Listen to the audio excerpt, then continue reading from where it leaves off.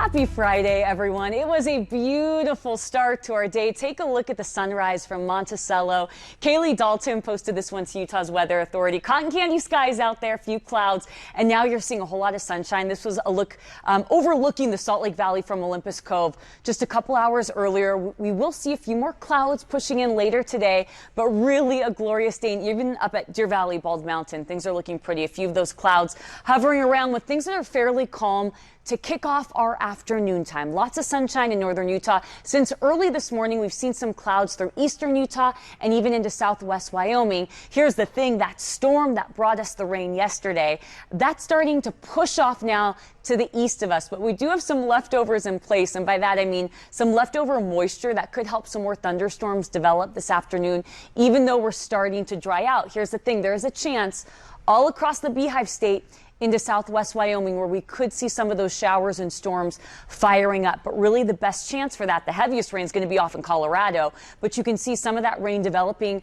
along the spine of our mountains and pushing off into our eastern valleys, kind of just filtering, flowing down into our eastern valley. So eastern Utah areas like Moab, south central Utah, even southwest Wyoming.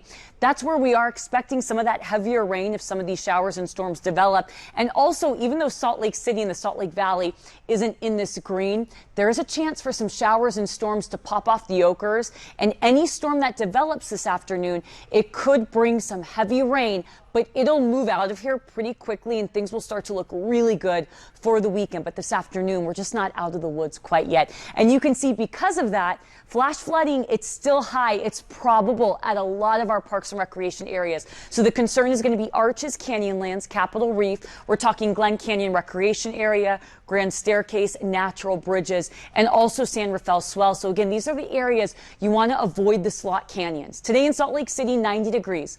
Partly cloudy skies, a 20% chance for some of those thunderstorms to develop. We're back to the 90s. We've been in the 80s for several days, and now we're about a degree or two above what's normal. And you can see that's the case for most folks across the Wasatch Front. 90s and 80s will be in the upper 70s in Park City, 77 in Evanston, upper 80s in Moab. Be prepared for those showers and storms to develop later today, especially in eastern Utah and also central Utah. 95 in St. George, and we'll hover in the upper 80s in Delta and also Milford. Tonight, we're dropping down to the upper 60s.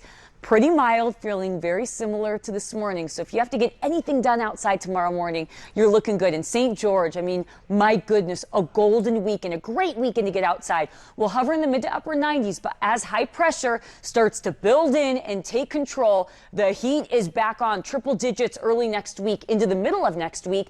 And in northern Utah, your weekend looks good. We could get some showers and storms, isolated ones, popping up in the mountains. But for the most part, things are looking pretty dry. Low 90s, overnight lows in the upper 60s, low 70s. So yeah, we're warming up, but not to the extreme. But by Tuesday, the heat is on. We're making that trek towards the triple digits, mid to upper 90s on Tuesday. But then we get another moisture surge by the end of next week. And this is going to drop us back down to highs in the upper 80s.